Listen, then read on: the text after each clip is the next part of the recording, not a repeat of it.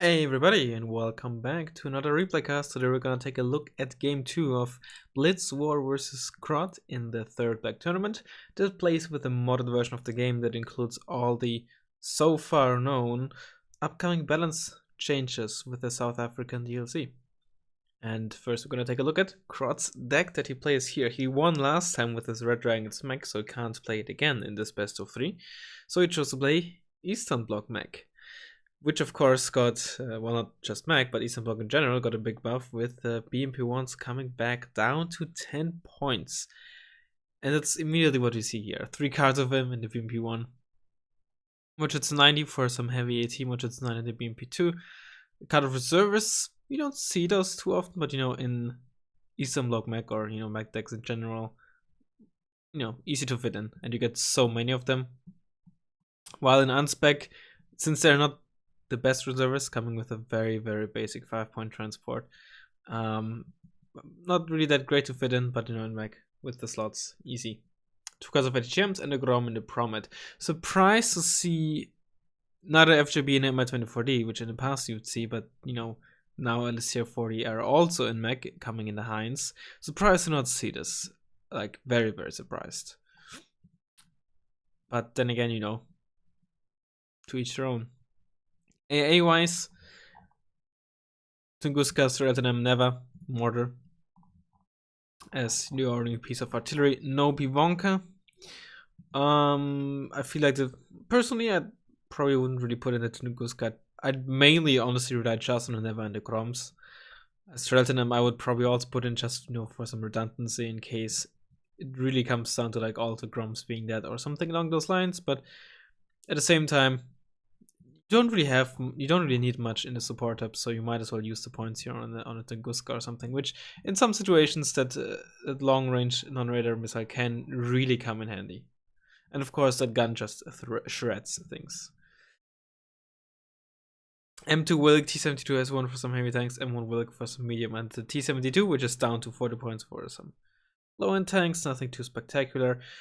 Oh right, Spezialaufklärer. Oh no, they are in mech. Surprised that he would use. Yeah, I really don't see a point of using them over Spezialaufklärer when you have the same MG, same primary weapon, but Spezialaufklärer just have a better anti-tank weaponry, and it even comes in the exact same transport. So they're basically objectively better. So I'm surprised that he didn't use those. Flame Tank Pram as well, and a very, very standard air tab. Although I'm definitely more of a fan of the East German SC-22 because it has a much, much higher range. It does have only 2 missiles, of course, and doesn't ripple fire them. So your chance to kill once you fire is obviously higher with the Polish one.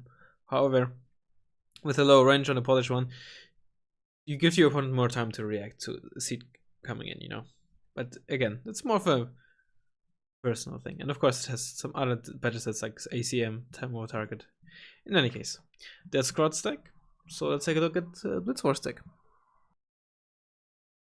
Blitz-War choosing to change from his France model and going back to the old trusty Baltic Front motorized deck. A very strong motorized deck. However, of course, it got some, I would say, much needed nerfs. The KT, of course, being 20 points now, the P and PSV being 75 points, and the MiG 29 having a lower veterancy and being more expensive. Other than that, of course, typical model deck, you're gonna try to play wide, harass, and make use of your speed, especially against the mech deck. So, for Blitz-War's sake, hopefully it's gonna be a bigger map. That said, the deck itself, I think, is relatively standard. A card of MI17 with Conquerors. Surprised to see Conquerors and not Fagot, since that way you can get the MI17 much cheaper. 2 cards of KT, Spadochroniarce for some grinding in towns. They're very efficient for that. I would personally probably upvet them, since they're, in my eyes, more of a niche type of buy. But what you also sometimes see is the Kartiniakari, because their SMG is has actually the rate of fire of elite infantry, which massively boosts their DPS, especially in towns. But of course, they also cost 10 points more, so that's quite a significant step up. E290 OSA, fairly standard support tab, tank tab. There's not much to choose from, and the Muddy is one of the best T55s with that 17 AP and 60% accuracy. Quite the gun on that thing. Other than that, KT of course, Soku of course, Syria, Seed, Hawk, MiG-29. Only one cut of ASAPs. Opts in for the MiG-21 MF to snap some soft targets. Yeah, it's a nice plane. It also reloads very, very quickly. That's honestly the main advantage. And it has some acceptable ECM and high speed. But yeah, fairly standard deck when it comes to Finpal Moto, a deck that you see relatively frequently, I'd say, at least in ranked at the moment. In any case, we're gonna hop into the game. And we are playing on Hell in a very small place. Generally, I would say not really the best deck for motorized decks. I think it can work against certain unspec decks, and it also kind of depends on what moto deck you are. I think Baltic Front moto is still kind of formidable here. And we're gonna see, I assume Blitz-War doing a lot of stuff here, but as good as at least Baltic moto can be, I would say Eurocore moto probably doesn't really like this map very much, but Baltic moto certainly more than Eurocore. As okay as Baltic moto for a moto deck can be on this map, this is first and foremost just a mech map. It's small, it's narrowy, it's grindy, it's an infantry based map, and again, while Baltic can make use of that, first and foremost just mech getting an advantage out of it. So I don't know how the deck choices and such were. If Blitz-War had to choose or reveal his deck first, then of course he can't counter to a mech deck. So maybe he didn't know yet what Krot is gonna play, because maps were known before you have to choose or reveal your deck or lock it in, so to speak. So yeah, maybe he just didn't see it coming, but yeah, it's not a very good matchup. Highway was a significantly better map. Preferably, of course, you'd want to play on Nuclear Winter or Punch Bowl, but given the maps played thus far, it seems like Krot may have just banned these maps. Both players banning 2 maps until 3 are left, of course. This is the second out of the 3. I don't know what the third one is. So if Krot banned Nuclear Winter and Punch Bowl, the widest maps in the 1 versus 1 pool, then of course the strongest maps for Moto are basically gone. So let's see how they're gonna open. Bunch of Motritzen and some utility infantry, manpads, ATGM squads. Seem to be 2 different groups. I assume that the first one presumably going like in this forest, and the other one maybe here, or maybe just gonna drive around. But they don't seem to go towards the same target. For mid as well, some BMP2s. Also, a helpful thing here. Everything that's a BMP1, base Motritzen, BMP2 and SPW50, Motritzen 90. So that's a good helper there.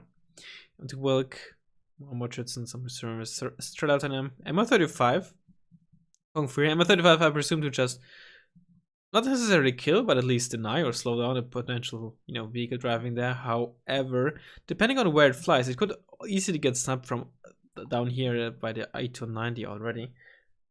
So it's a risky opener in my eyes, especially because in general, just Baltic is pretty strong versus Helos with the air recoils as well. Speaking of 2 of them in Pumas for each flank, this one might just land here, but given that it's starting there and not over here, I assume it's gonna fly around there on that side. Osa, those are Sissi, Yakari, Spikes. I assume the first part is gonna go here, the spike presumably into this town. Salamandra, PMPs, Vs, E290, KTs. Not a lot of infantry. This is going down this way, which could really get caught out by the MI35. The E290 is gonna have to do some heavy lifting in the opener. Also base T72 down here. But the Krot are relatively wide. I would say wider than Blitz-War. Blitz-War is pushed definitely more centralized? Centered? More focused. Let's say more focused. So let's just take a look. MI2 of course also helping here with the opening. So yeah, this is going towards the side here. BTR-40 as well, which I didn't see coming. But I assume this one's probably just gonna unload in this push here. Let's see what's happening to those. Okay, I see what's happening. MI35 presumably to shut down anything that might try to sneak around here. I can understand it, but the MI35 being a bit expensive for just that job. Would be nice to have like a LSTR and a Hind, like I said. Could unload the LSTR maybe here, and then have the Hind for doing that. Or maybe it's honestly just for... Oh, no. Okay, so some explanation here. You saw it fly down here, stop, and then immediately move. That's a shift command. Also, the way shift command works, unit is moving somewhere.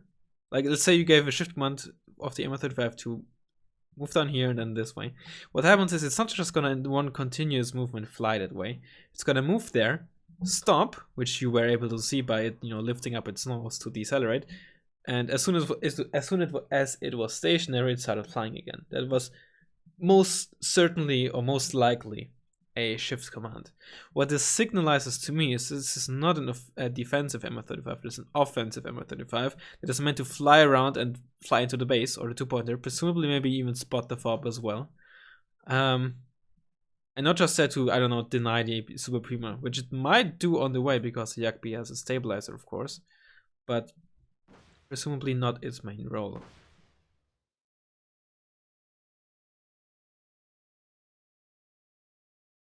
Super Prima here has been given a shift command by the looks of it. Yeah, it's also landing and they're not moving yet. But luckily for him, they got unloaded relatively early. Got a crit as well down to 4 HP, so another hit of the Igla will immediately kill it. And there we go. That's 90 points down the drain. That's expensive. At the very least, if Krot paid attention, it notified him that there are air decoys, but still very expensive. Amphibious XAs making some good use here. This is... Ooh, Jurgen coming out immediately and just stunning everything here. But they don't have any anti-vehicle support really with them. Other than KTs, I guess, which the BMP wants one-shot, but it's gonna be tough against those Williks. He's really gotta make use of those spikes and hopefully side-shot them for his own sake.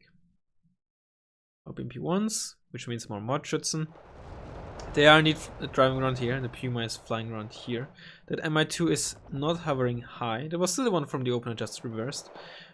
You should definitely make sure that if you use something like this for, well, basically anything, that it hovers, in a high position. If you fly it over a forest or a body of water, it will automatically do that, but not if it's not doing it.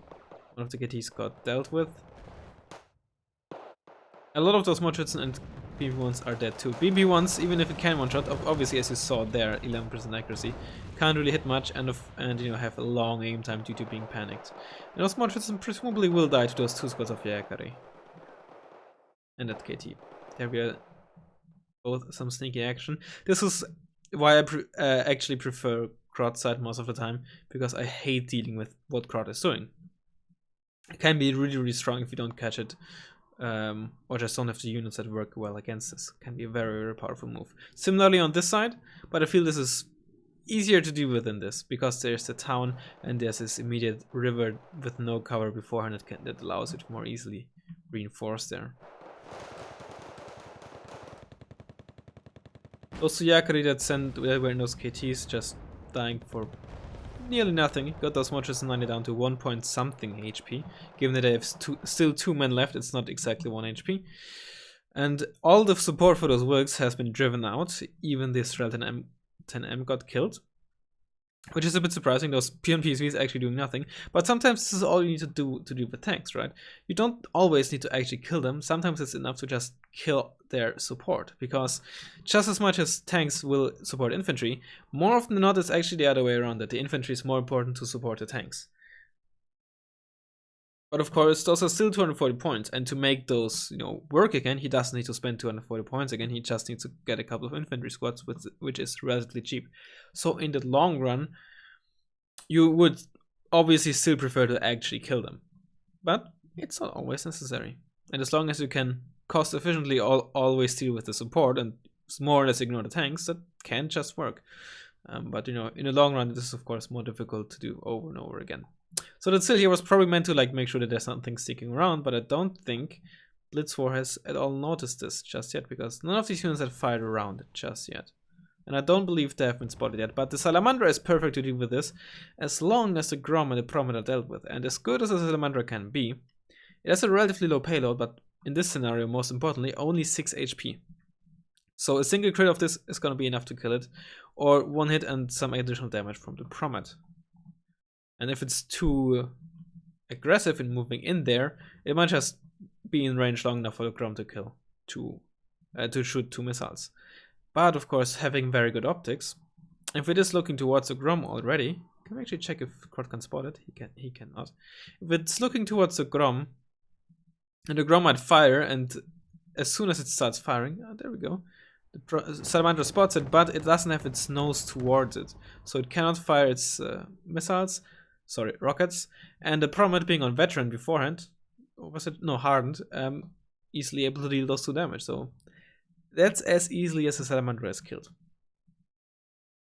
Another M35 here now defensively, because what Blitz-War is doing here can be so powerful. Of course, if you manage to catch those individual squads by 2 or maybe even 3 of your Mordschützen, easily dealt with.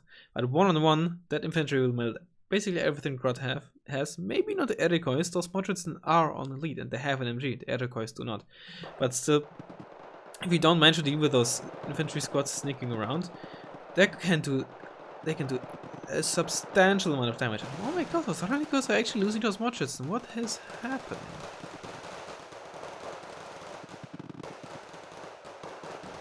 I mean, it's just a very... There we go, now the Ranikos are winning, but they put up an immense fight, those Mordschützen, Jesus. Like, they are just basically the exact same squads, but you know, the Ranikos being elite, having more accuracy, and a higher rate of fire on their primary weapons, so just essentially being objectively better versus infantry, and yet those Mordschützen put up a damn good fight. Just some lucky dice rolls.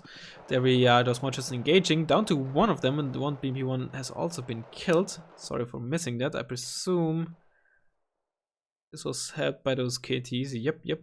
Oh, actually no, one of the Mordschützen just actually drove over, or moved over. And I'm at 35. I assume, given that it was hovering here, it's probably just actually a defensive, or was originally intended to be a defensive helo, and is now testing the waters to see if there's any infantry. That Yakpi can be very, very deadly, but you want to be careful that you don't fly over too many infantry squads at the same time, then you just get stun locked and killed. But yeah, I personally, I'm not sure if that's a good idea how Blitz-War is approaching this. I think the ideal way to use this is while there's engagement happening here. If you're, oh my god, what a lucky CV snap. I think the CV was here. It looked like, I only saw it in my peripheral vision, but it looked like the very first rocket coming out of the Eurogun immediately sniped the CV. That is some immense luck, and just some guessing where the CV is. This is a relatively common place for CVs, this part of the forest, because it's from ground units, the safest one. Still though, very lucky for the very first shot to immediately hit it. But what I was saying is, those flanking infantry are the strongest if you are using them while there's engagement happening at the front line here. You know, while those units are busy looking this way, facing the front this way, and there's a potential to get side shot or something. And now, of course, Jürgen comes in, stunning them, but not doing anything because your own infantry is already dead. So, not a fan of this. I think probably might have been better to just have them wait here, or maybe just sneak them out completely around the flank and wait for an opportunity like a CV being kept, or, you know, just have them place here to spot reinforcements even. But I think the way they were used here to like just move in here and essentially test the waters and then just get destroyed, not the ideal way. Counter push happening here onto this part. Mordschützen are gonna help you to not really shut down anything that Blitz-War sends, but really slow down any reinforcements. Because having spikes here, etc., is going to be really crucial for shutting this down. And I don't know why they were here. I guess they were moved here to not get killed by the Mordschützen, which makes sense. But of course, this means they can't help dealing with that T-72, etc. The T-72 here is right now the biggest threat, probably. Not to those T-55s, which so far have only shot a single round. Then again, those T-72s also haven't been doing much either. But yeah, this is being pushed by a lot of cheap stuff, and yeah, this is very, very cheap, so not even an expensive push. It looks like a lot, and it is a lot, but points-wise, it's like 40-point unit, 20-point unit, and just a bunch of like reservists and transports. So not a lot of stuff. Now 2 additional M1 Wilks, P on PSV missed the shot, and the M1 rigs actually hit the stabilized shot. Speak of some lucky dice rolls here. Those M2 rigs now also moving to the side. Those PMP1s also moving. So Krot more is abandoning this. I can see the point. Attacking over the open into a defensive town with spikes, bunch of bushes with P on PSVs potentially, MS-17s, where you can't really position your AA properly to kill it because it's gonna get sniped, can be awkward. And now those 5-pointers moving up to test the water. See, is there infantry that might just wreck my works? Nope, there's not. So let's move them out and kill those P on PSVs. My goodness. While they're reloading, because it just shot at my 5-pointers. Plus they have garbage stabilizers. Another P on PSV and an HH10, very dangerous, 25 AP of course with the TOW 2. And there's lack of AA, there's some promets, one promet, but not gonna be enough. Even that Charity was shooting there, might have been a side shot, I'm not sure if that 8 AP really scales at that range to 15 AP. Erika is still waiting here. SPW50 kept the 2-pointer again. And the T72 coming out as well for Foxtrot, I presume. But yeah, now Krot has both the high ground and this forest. Although this forest is not heavily defended, and getting it back as long as you still have this town relatively easily, but not if your opponent controls this. Because if they control this, they control the reinforcement point, and you just saw them sniping the Osa. So this is a very, very strong position for Krot. However, you can also very easily be sniped and whatnot by planes. But Krot doesn't really have that many like individual high cost targets, I guess. So the fear of planes shutting him completely down or stopping him is relatively low, even if he doesn't really have a lot of AA. Or like from like no cover to push back in here with motorized tanks, it's gonna be a bit difficult. The Jurgen had to move way back to actually be in the minimum range here, and this is actually a very bad position. Definitely should have fast moved it down this road here, because it's just gonna take a lot of time to cross the distance. Erika is still just waiting patiently. Another HH10. This fell back into hands of Blitz-War because they were just reservists and they're not gonna really hold the ground against Ranikos. E29 is just still sitting here hoping it's not gonna get detected, but the OT is gonna move in soon, and there's a spot. HH10 again, very, very little AA, but those Grumps will one-shot them, and at the same time those HH10s very easily obviously use up their M2 wicks. Did snap that E290 when it tried to reverse, and with the one wicks with one of the Raniko squads. Supply coming in. Ranikos. Erikois, they actually missed. Wow, that's really unlucky. Krot most likely did. Oh, I think he did notice it. He definitely did notice this. I'm not sure if he noticed this on the minimap or just noticed that those OTs used up some ammo and are shaken. That's always, if there's a unit in your spawn, especially if it just spawned and it used up some ammo, that should really alert you. And most importantly, if it did not gain any experience, which means it didn't kill anything. So this was very unlucky. Honestly, once again, just kind of careless from Blitz-War, similarly to this flank around this side. Just having it sit there, not really microing. And if you're playing motorized, especially on a map like this, on other maps it might just work, but on a map like this and against an opponent like this, against a deck like this, you have to micro with motorized to win, and I'm just not seeing a lot of micro on Blitz-War side here. As brain dead as Baltic Moto can be, on a mech map against a mech deck, against one of the best players in Wargame, you need to pay a bit more attention to really make it work. I'm afraid.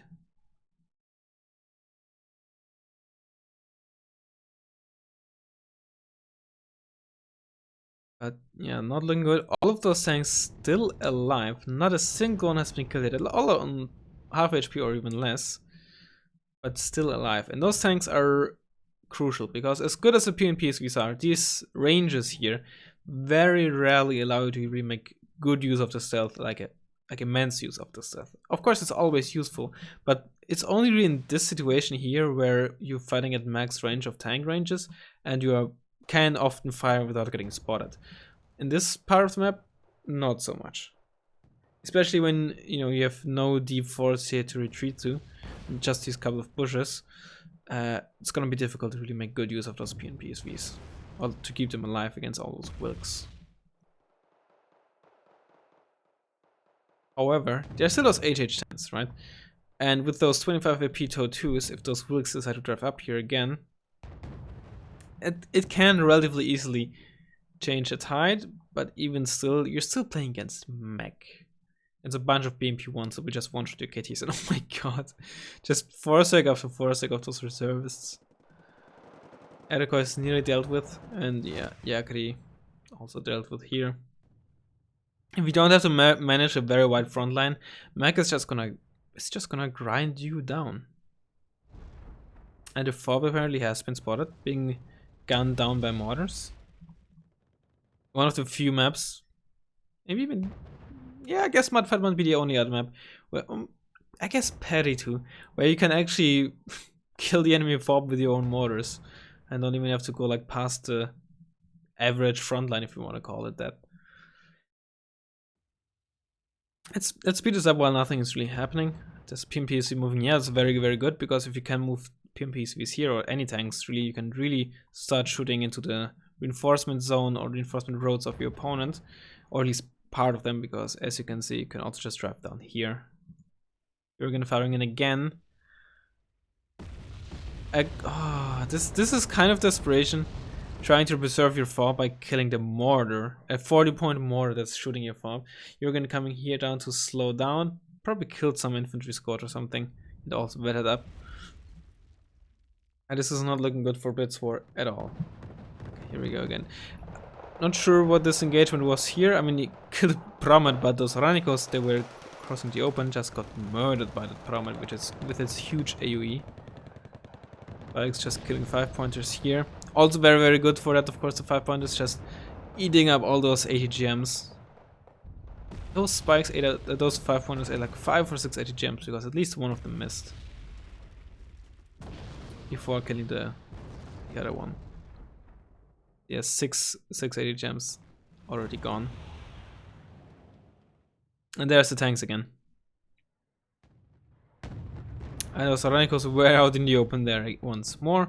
And just reinforcement after reinforcement. Well, Blitz-War has to buy like expensive Conquerors and MI-17s. While the MI-17s can be incredibly strong, yeah, if you fly this close to like a manpad, whoop, dead. And PSV is slowly coming into position here, but I'm not sure if it's really good enough. Because at this point, Blitz-War, or like Krot, has really established this part of the map, so I can very easily just drive down this way, and it's not really gonna slow him down that much. Of course, sometimes driving down here along this side or something might be faster, but taking a small, slightly slower route, not really that big of a deal on this map.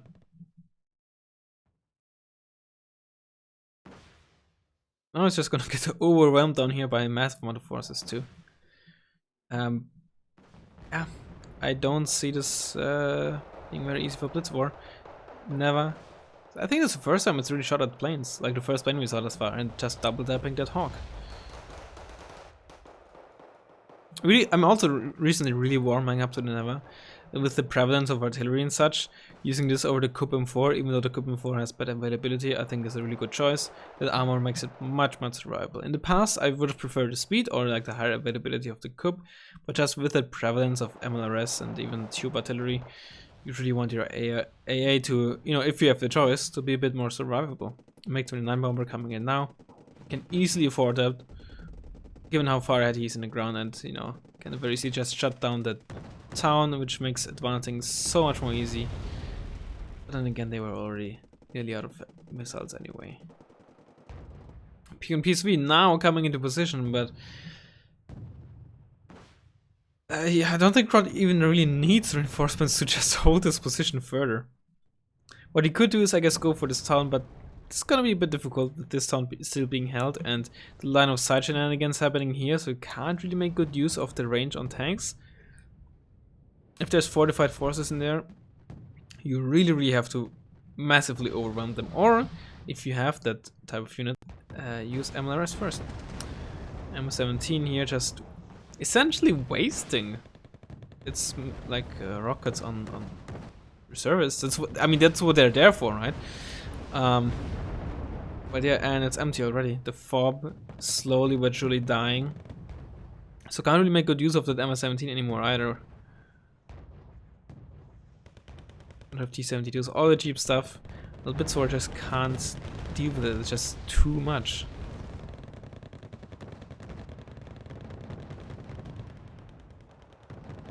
And it's still alive above.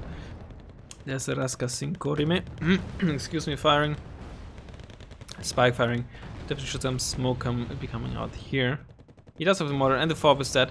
And now if you paid attention, you notice that one of the fobs, one of the mortars upvetted, so you can be relatively sure that fob is dead.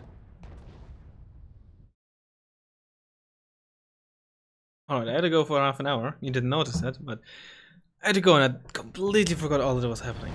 Except that Blitz-War was getting wrecked. Yeah, the assault was happening here. All those Razzmann got destroyed. That's a side shot on the M2 Wilk with 9 side armor. Yep. Easily one shot by the 2-2. In fact, not a single vehicle in the game would survive that except for the Chimera. Mortar still firing again. If he had paid attention a bit, he would notice that he already killed it. Spikes here and the Rainikos. Killed some of the other, some nasty shots from the P on P3, but no side or rear shot on any tanks. All the infantry is dead, unfortunately. In PSV. Barely scratching that M2 Wilk, but the M2 Wilk also just not hitting at all.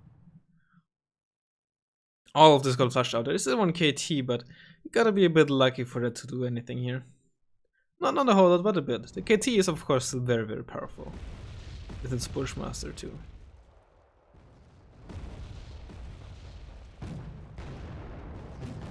And this was the line of such shenanigans that I was mentioning, right? With those little mini hills, that M2 Wilk and the T-72 and those P and PSVs, they don't see each other, right? They have no line of sight.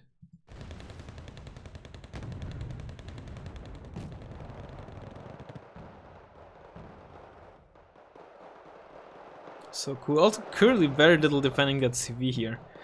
But Mech being Mech, or like especially Eastern Bloc Mech, you typically don't really have those masses of autocannon IFVs and such that you can just send down here. Of course, just basic MG transports from the Salosnichi and such you could, of course. But unlike, you know, on Taunt Mech or something, you don't have PvPs, so most notably you just have BMP-1s or like basic 5-pointers. So stopping that with just a single helicopter is a lot more easy, since they can't really defend themselves. KT's driving up here, and you know, kind of confirming that, at least vehicle-wise, there's not much here. Down to one M1 Wilk as well, and the one M2 Wilk. But at the same time, even though Krot in those engagements probably lost more than Blitz-War. Oh my god, how lucky can... Really? Really? That is some ridiculous luck on Blitz-Wars, and like, just 5 seconds later, or 5 seconds earlier because the Mortrits were here, right? And it wouldn't have happened. Oh my god, this is just on point. But in those engagements, I think, you know, points-wise, Blitz-War came out ahead, but it doesn't matter if you come out ahead in KD, etc. if you don't gain the ground. As important as KD is, or KD itself technically isn't as important, but it's a very good indicator of how the game is going. But it's as good of an indicator as it is, at the end of the day, you know, you just have to have more conquest points. It just, in like 9 out of 10 cases, you have more kills than your opponent when you also win in terms of conquest points, but not necessarily always. And it also means that sometimes you want to, maybe even want to like do engagements or fight your opponent where you know you probably will lose points-wise, if you know, hey, I'm gonna slow him down, right? If you kill all the support infantry, etc., but lose half your tanks or something, it may be worth it, because then the tanks themselves can't really advance and can't gain ground because the support is lacking. Once again, sometimes you don't necessarily need to kill the tanks, even though of course Krot certainly has the tank advantage in these engagements thus far. PSV here, not killing much, but slowing it down a good bit. Reservists themselves are incredibly slow, of course. And PSV is still fast enough to evade the bombs. If those bombs would have hit directly, would have dealt a lot of damage and fairly likely even kill it, given that it has very little side and rear armor. So that, you know, bombs and artillery actually deal a significant amount of damage. Yeah, that's some... I mean, he doesn't really need the mortars anywhere else at the moment, but it's just overkill. T-72 M1D coming in here now. He probably doesn't realize that he already killed the kitty here.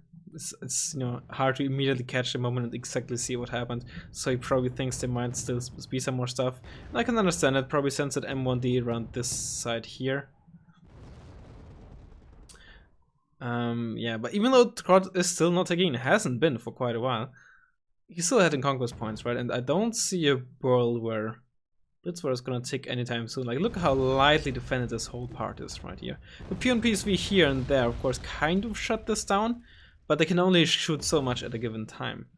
So it can easily get overwhelmed, and E-United and Gas currently are defenseless, sorry. But C-72 is such a slowly but surely moving up. And shooting into the side of the PSV can certainly do some damage. Now, of course, its stealth kicks in the bush and not spotted anymore. E-29, the other one coming in. Oh no, it should be the same one. The small little trick with the MiG-29, assuming it didn't get damaged, the time for it to reload its or rearm its bombs is more or less equal to the amount of time that those bombs or that flames burn, right? So once that is gone and you didn't deal damage to the MiG-29 or just very, very little damage, then you know, alright, now it's ready again. So given that those flames were gone by the time this came out, we know it's fairly likely the same one. It doesn't have to be, but it probably is. Could have paid attention to the name, I suppose. A lot of PSVs here. Is he also out of KTs, or? Definitely wants that fire support against like all reservists and Mochits and such. I assume Krot is out of reservists, given that we see Mochits coming out again after all those hordes of Salosnitsi thus far. T-72 here, just sitting there like a boss, just taking the shots. And not taking any damage. I think this is the second shot in a row that the PSV there missed. Weapons being turned off, and what's Blitz-War doing there? Some weird weapons turning on and off shenanigans happening again. I assume he maybe doesn't want... What's he doing? Is he hitting like the wrong hotkey when he wants to reverse or something? I don't know. Very weird. I'm very confused about this. There again. And of course, flames are gone. And yeah, I mean, I think we can speed this up a bit. At this point, it's clear that, you know, Blitz-War is really not coming back. Jurgen is driven in here. Probably just for shits and giggles. But yeah. Conquest points wise, relatively close, but in terms of like ground wise and even unit wise, Blitz-War is just, yeah, he ate it. He ate it really hard. It's not even how you say it, but yeah. MiG-29 here, a bit too late. Yeah, okay, yeah, and at this point, Krot is like, alright, the only way I'm gonna lose is some weird helicopters flying around or some cheese like that, so let's better buy some base defense. And I can definitely understand that sentiment. Been in that situation myself. Fairly frequently against Putin himself, even. Most often against Putin has that happened. Not always, but... Yark 91 just running down for this thing. Oh my god, the MiG-29 actually going for the other MiG-29. Failing to kill each other. Second meme is gonna finish it off, but of course we know. Not enough. So cool actually flying around this way. Surprised not a lot of base defense here, but I suppose the CV is on this end of the map. Also very cheeky spot, but it also has to be said, if Blitz-War were to try to snipe a CV and thinks it's in this bush with a Jurgen, then that AoE is big enough that it could very likely hit that infantry CV. But against like non-MLR systems or something, a very good spot, I have to say.